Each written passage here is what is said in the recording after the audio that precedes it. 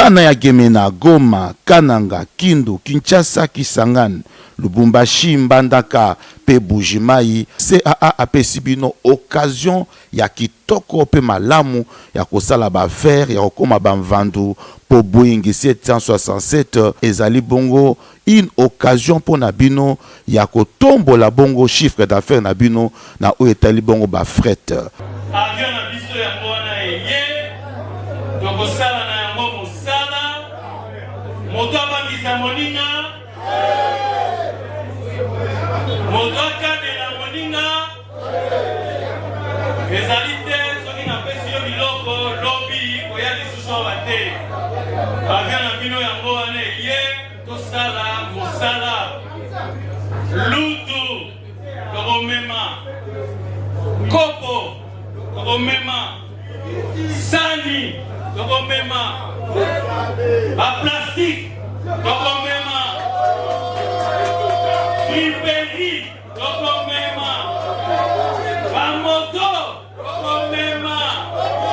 mituka tokomema eboko na nzela ya kananga bataba ya bomoi tokomema fumba pe tokomema.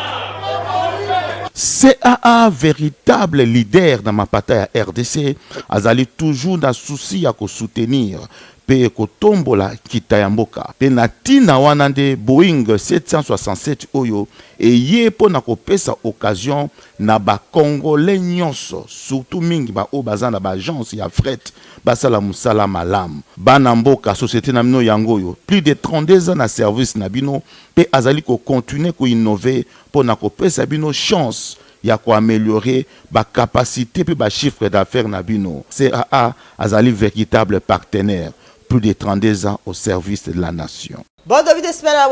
merci pour vous pour la télévision, pour la colonne d'info, la journal, il y a pour le peuple, merci, la fidélité, pour confiance, pour la journal, Nabino, tout Fongola, journal, mon collègue lundi, pour la question que chef de l'État, Félix Antoine Tshisekedi Tshilombo a participé à la 44e sommet à SADC, na Harare, pour la Zimbabwe, Pene homologue, naïe en dehors, il y a un discours, il y a un dengue, et seulement qui passation, puis à pouvoir, et seulement qui entre président sortant, Joao Lourenço, il y a Angola, puis entrant président Emerson ya Zimbabwe. Héritier opinion ma détail.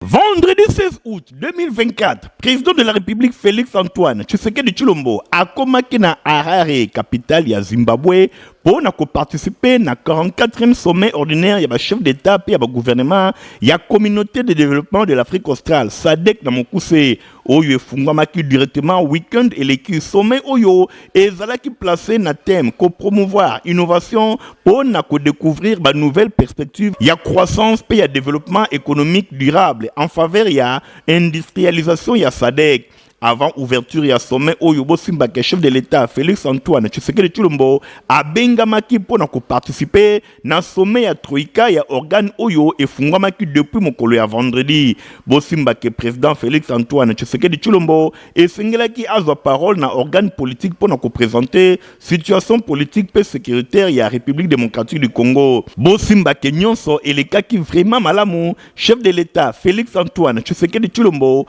a participé qui bongo kuna mokolo ya samedi pene ya ba homologue na ye ya communauté de développement ya Afrique australe SADC na Mokuse. Boye ouverture na yango et salemaki na présence ya ba chef d'état pe ya ba gouvernement oyo ensemble ba pesa ki ba discours to ba allocution ya ndenge na ndenge. Cérémonie oyo to 44e sommet ezalaki marqué mingi penza na passation ya pouvoir mingi na présidence entre président oyo abimi ezali bongo Joao Lourenço ya Angola pe président entrant Emerson Mnangagwa ya Zimbabwe.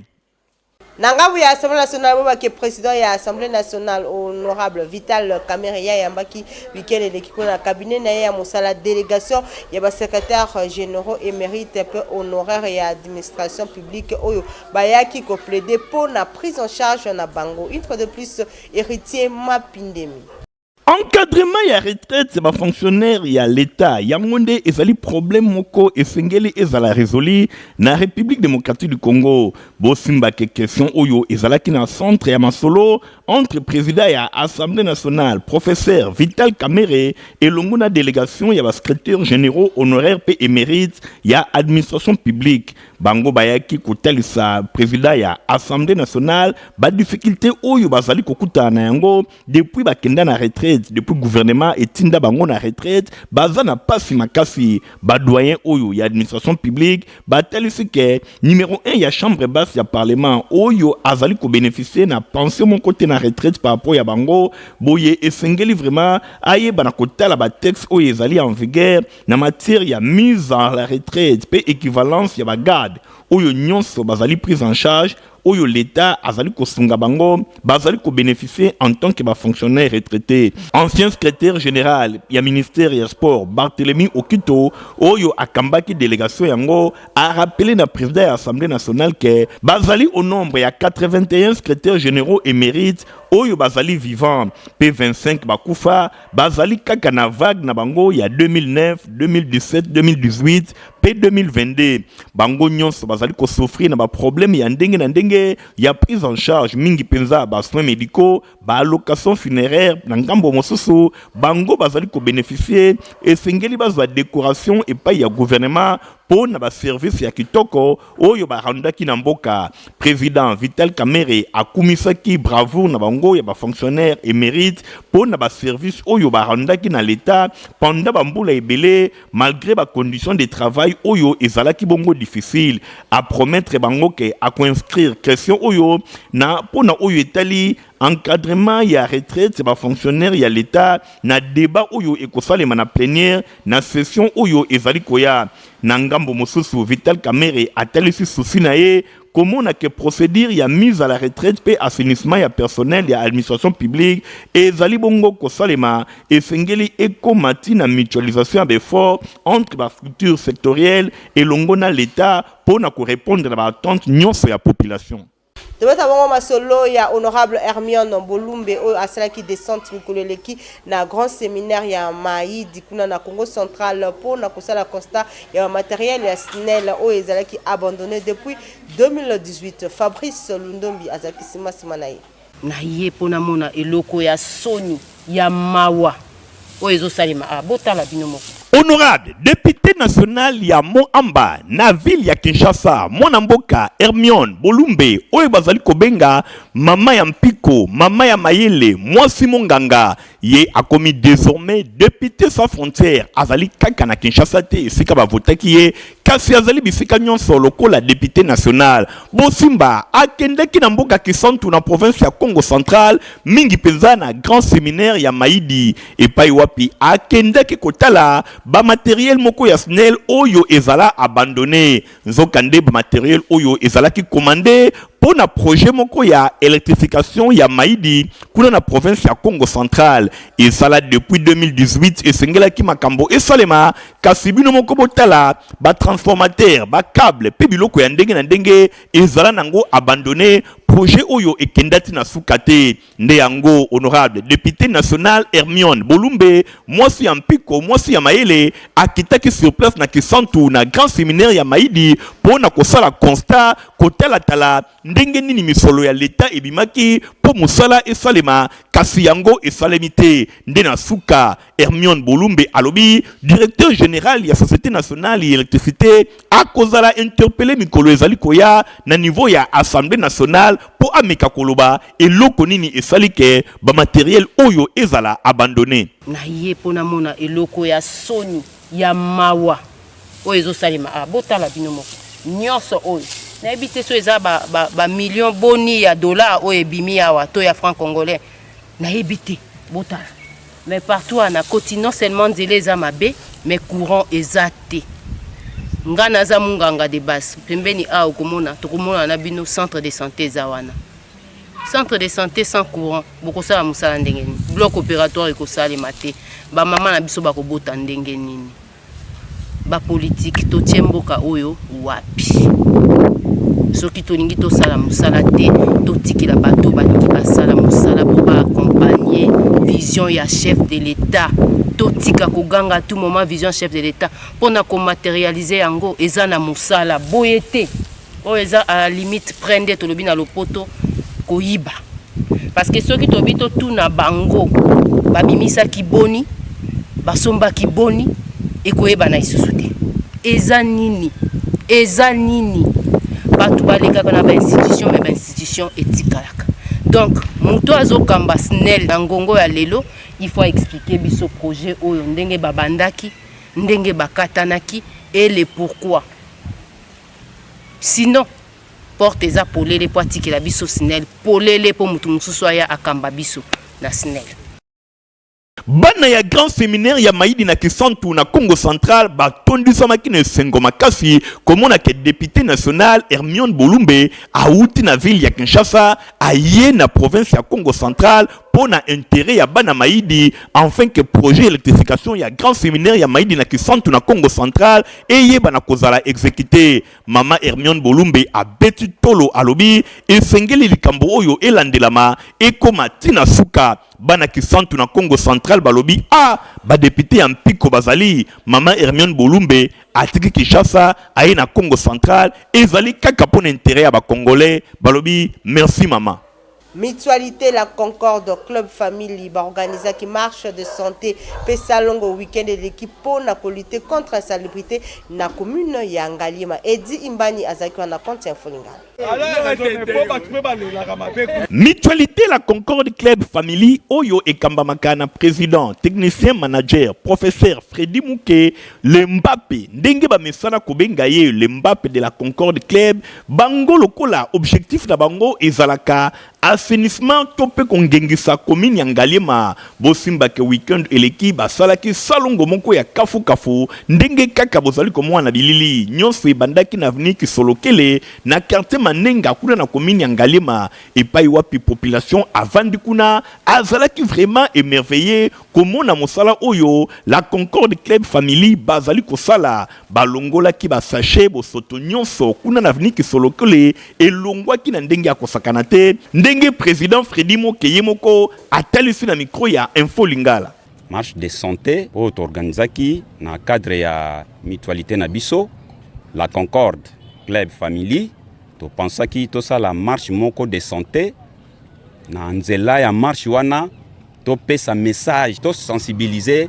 population ya Ngalema Mobimba en particulier et puis à Kinshasa en général pour na insalubrité to komi baninga ya salité. Nyonso ezali kaka na cadre ya kolite contre insalubrité na commune ya Ngalema basuka ki wana te mobange na marche esalemaki marche de santé batambolaki na ba grande avenue ya commune ya Ngalema na bit ya sensibiliser population ayeba ke likambo etali kolite contre insalubrité ezali cheval de bataille ya moto nyonso boyebo simba ke marche oyo réussite nango ezalaki pe lisusu pona appui to lisungi ya ba partenaire na bango lokola maître Kennedy Katasi Kiala, l'homme du 3K oyo bazanga kite ko remercier et l'ongona président d'honneur na bango oyo ataki pe loboko na poche Robert Mouké pour na réussite ya eloko oyo boyo ka ba président sortant mibale ndenge ba beleli na micro ya Info Lingala. Grand frère Robert Mouké a contribué à mingi na makama La Concorde. A négligé ngote atika ngote depuis le début til lelo. De deux, ezali honorable Katasi Kennedy. En tout cas, monsieur l'honorable til lelo to rezonaka yo très fort. Très fort, n'engue siège na yo na kati ya parlement et manka biso sala biso passe. Merci maître Kennedy Katasi Kiala. Et na remercier sous notre grand frère Robert Moukeo azana poto. Batiki biso te na organisation eloko oyo. Insalubrité eza mingi na Ngalema. To meka ko sala effort na mo Moukeo tozala na ngona ba partenaire. To meka ko quitter insalubrité. Et si la ki wana te point de shit to esika basukaki ezalaki bongo na espace Champs-Élysées et pas wapi kolia pe komela ezalaki vraiment au rendez-vous. La Concorde Club Family mosala bazali kosala ezali kitoko salongo oyo basalaki et se pelisi population na ndenge ya kosakana te pe bango balobi bakoko bakaka ko soutenir Oyo azali pe kosunga bango maître Kennedy Katasi Kiala l'homme de 3K et l'ongona président d'honneur na bango Robert Mouké na mosala bazali kosala La Concorde Club Family mosala osali population ya Ngalema alobi yonde champion na likambo etali salongo. Tobeta bongo masolo etali religion ba église mission évangélique armée de la foi ekumba makabongo na Bishop Ben Lwabea bango ba organiser convention monene surnaturel na thème tu sera changé à un autre homme. Bobaki Kobanda Bongo Mokula mardi 20 août Kino Mokola dimanche 25 août na siège église na Bango. Fabrice Lundo Miba détail.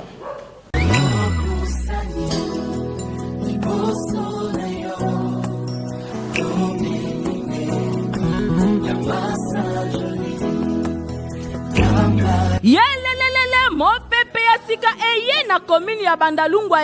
église mission évangélique armée de la foi et bongisi 5 jours de grande convention du surnaturel kuna na temple mission évangélique armée de la foi oyo etambu samaka et pai na ye moko l'ange de l'église Bishop Ben Lwabea bakisela kaye aigle royal yoka bien du mardi 20 au samedi 24 août et kobandako salema de 16h30 à 19h30 et bongo dimanche 25 août et paiwapi clôture ya milulu et kosalema yango ekobanda na 8h30 bana na nzambe boyo kalsango oyo na memeli bino lisusu convention du surnaturel maman na likambo nango ezali bongo tu seras changé à un autre homme tu seras changé à un autre homme et kokumbama na basali na nzambe ya nguya oyo bakopalola thème oyo na ndenge ya kosakana te toza bongo na pasteur Didier Efolote Bishop Suris Kaninda prophétesse Niclette Lukusa prophète Marc Lukusa peye moko oti ya milulu Bishop Ben Lwabea bakisela kaye aigle royal bana na nzambe boya ebele na 5 jours ya mabondeli oyo ekosalema na église mission évangélique armée de la foi oyo swami na numéro 104 na avenue Kansanvu na commune ya Bandalungwa quartier Sinkini na sima ya école primaire Saint-Jean kota na nzela ya 8 décembre boya ebele nzambe akomi monisama na ndenge ya kosakana te.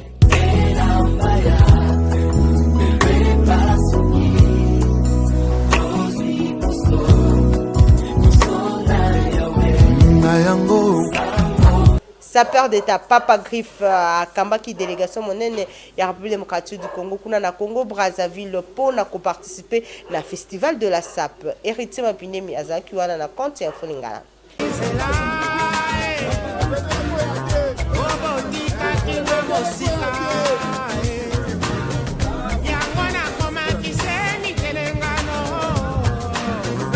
Le 10 février, ndenge ezalaka journée mondiale de la SAP. Oyo initiateur na yango apesa idéologie, le sapeur d'État Papa Griffe Bosimbake ezalaka pona kokanisa numéro 1 to précurseur ya SAP na République démocratique du Congo pe bisika nyonso Strevos Nyakos Nganche Bosimbake esukaki wana te mwana mboka sapeur d'État Papa Griffe na idéologie na ye ezalaka pe lisusu pona ko honorer ba nyonso batombolaka bendele ya SAP na RDC lokola Papa Wemba Emeneya Defao pe misusu. Journée mondiale de la SAP esuki kaka na République démocratique du Congo te ba congolais ya ngambu ba congolais ya Brazzaville bango pe ba s'inspirer na likambo yango bosimba ke journée mondiale de la SAP ekomi pe organisé kuna esalemaki na commune ya Wenze na Brazzaville epai wapi maire ya Wenze Marcel Goboko yende a organisaki yango. République démocratique du Congo ezalaki valablement représenté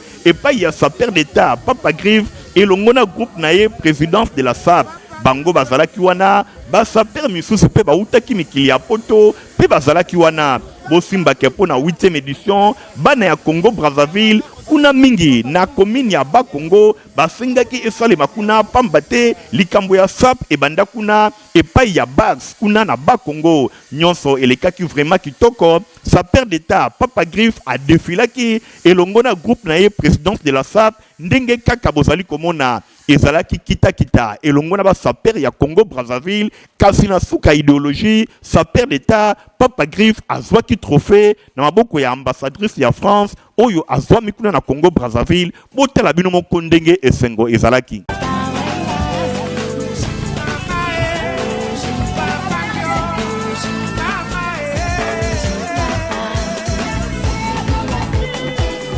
Bosimbake, République démocratique du Congo, et gagné trophée Nanzela ya Papa Griffe, le sapeur d'État. Moto ya boye azali moto oyo mboka esengeli te tika esengeli ba honorer tango nyonso pambate initiative na ye ya journée mondiale de la SAP oyo esalemaka le 10 février na RDC et katisi pe ngambu eke na Congo Brazzaville bango pe basinspiré na yango boye ba valeur ya boye lokola ba Papa Griffe esengeli ko soutenir bango RDC alongaki trophée elongwe la Congo Brazzaville et yé na République démocratique du Congo na ville ya Kinshasa na nzela ya Papa Griffe ezali ese boningi bokomisa bosilisi classe kozala esika kokomisa te pona betite supérieure bo ka université chrétienne catholique dans akam eza kosala ba inscription pona année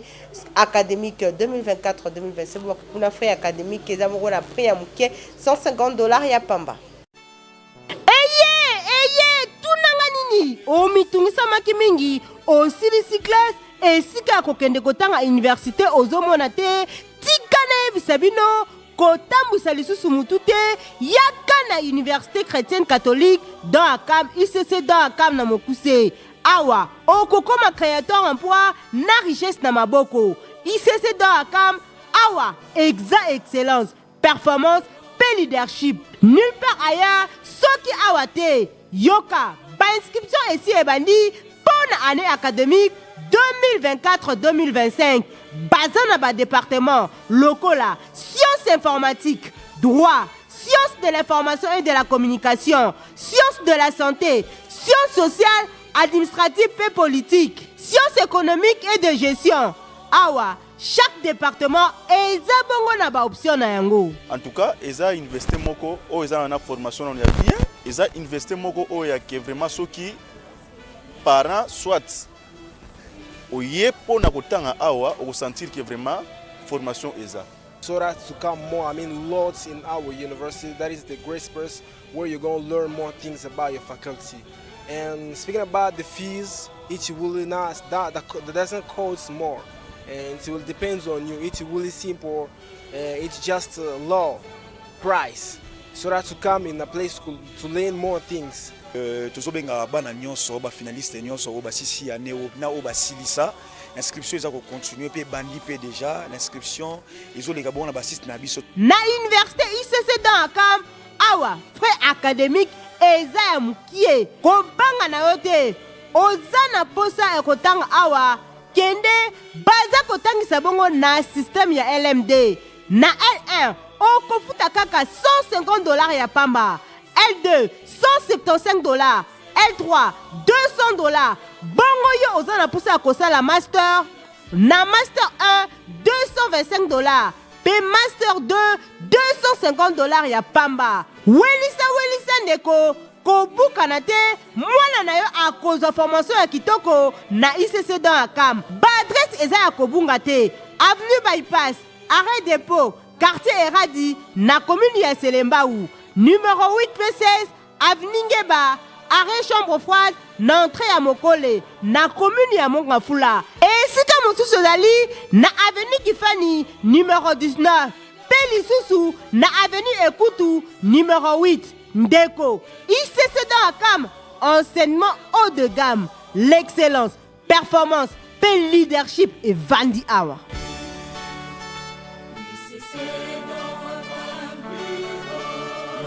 moto nyonso alingi asala impression ya kitoko pe ya qualité akokolekala na imprimerie J'aime print service oyo ezwami bongo mpenza mingi na avenue Sergent Moke Express de Liège Mijo Mabasi apesi bino ba détail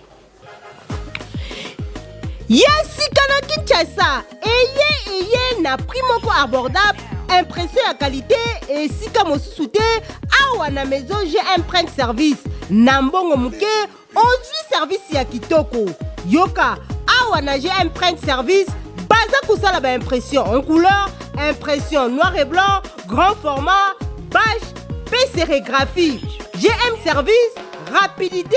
prix moko imbattable ndeko kobuka na te na J'aime print service client azalaka toujours satisfait po baza na expérience na domaine o etali impression bato ebele bapesa bango confiance ya kosamba eza te kohésite te contacter maison J'aime print service pour na type nyonso ya devis na yo awa baportaka pe secours na bango na oyo etali étude pe baprojet na bino. J'emprunte service baza pe na service na oyo etali aide pour la création graphique ya basupport locaux la logo, dépliant, magazine, flyer, pe misusu na oyo etali prix ya kosamba ezate na prix mukie basalelu impression pour na bafiche na bino ya A6, A5, A4, A3, A2, A1 spécial promo pour na bino ndeko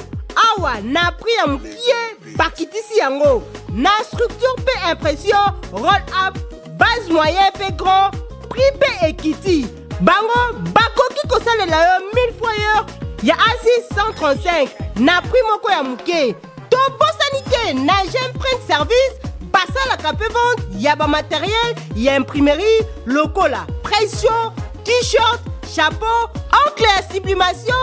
encre éco-solvant pe papier sublimation. J'emprunte service eza esika ya kovunga te avenue Sergent Moke numéro 4639 Express de Liège, référence lycée Monseigneur Chaoumba. Tozala communiqué écologique bolanda leur tourne yango. Bafami Mbombolo bazana mawa koyebisa na bandeko baninga pe bayeba ina bango nyonso liwa ya ndeko pe mwana bango ya mobali Bon Mbombolo Basilwa oyo akufaki depuis le 8 août 2024 na sima ya bokono ya tango mokuse. Programme ya matanga ezali boye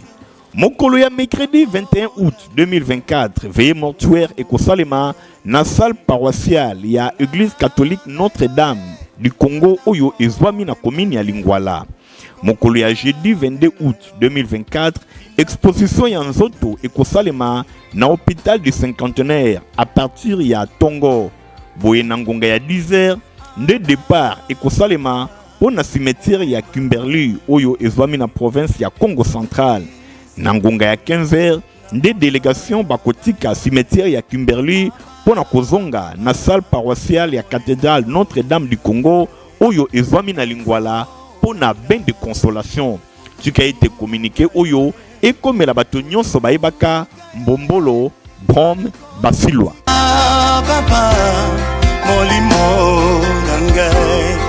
Bozalaki ebele pona kolanda info lingala journal ya peuple pour le peuple. Au revoir.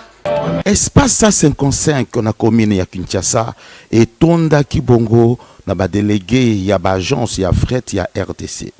Occasion pour na CAA Nanzela ya directeur commercial cargo Faustin Mandangi ya ko présenter bongo na ba échantillon ya ba agence oyo politique ya CAA na oyo etali bongo ba cargo. C'est ça qui opportunité oyo pour na ko présenter bango avion ya sika ya CAA Boeing 767 oyo ezali na capacité à 45 tonnes. Yango ezali véritable bomundunda pona ko permettre na bango basala bongo ba faire kitoko ndenge ka toloba bana kini ya bino société o Italie aviation yango CA ya bo ezala te di jamais vu au Congo 45 tonnes donc ndenge to aboye ata kuna na Bukangalonzo ekokoma ata kuna na Bunagana ekokoma à cause ya CA to sengi bino bopesa confiance na agence ya CA soki to sukaka 3 avions ya boye na bila Kinshasa to na Congo mobimba to faciliter maman des enclavements na Italie ko sala ba fret ya ba colis komi tungisa meroza la soute. Pourquoi tolo ba bongo? Parce que et permettre programme à 145 territoires dans la place de Sengeboti de matériel. Ah ouais, 145 territoires. Ministre, Otozobeta Lisolo, Benabiso, Guilaine Yembo, dans la place de Sengeboti de CAA. Et vous même 6 voitures à Minene, 6. Parce que ça aussi, il y a comme 20. Et même on peut quitter. Maintenant, c'est 45 tonnes. Il y a autant de matériel. Il y a moto Sengebino. Vous pouvez s'asseoir à confiance. Les agences assirent à démontrer de quoi il est capable pour désenclaver la RDC sur le plan aérien. Donc merci, c'est un match qui toque. Oui, avec Boeing 6767, en tout cas, Masola Sili. Masola Fret na Congo Sili. Papa Sibiso Moutou passe na avion, Fula qui m'a dit que mais l'autre jour avait notre Sika. Le Seigneur na agence Nyon, Fret Nyon, compagnie en CAA. bapesi biso avion ya sika avion motuya 45 tonnes. En tout cas, avec tonnage, en tout cas, côté de tous les là. Avion, vous avez mis balai dans Congo. En tout cas, tu as les pongias bébé. Vous avez conseillé à la Bakosia CA pour avoir aider les peuples congolais. Mais aider nous sauter. Baba qui s'habille comme vous avez mis ça. Pour 45 tonnes, ceux qui ont mis ça dans la Katia. République démocratique du Congo n'a pas dit que vous allez laisser mon macasse. En tout cas, toujours féliciter Bango, na Obasali. Baba qui s'est souké la Awate. Baba qui s'est dit que vous avez mis balé, mis ça pour faciliter le peuple congolais. Attends, vous avez habité à mon ending à côté. CAA a un véritable partenaire, plus de 32 ans au service de la nation.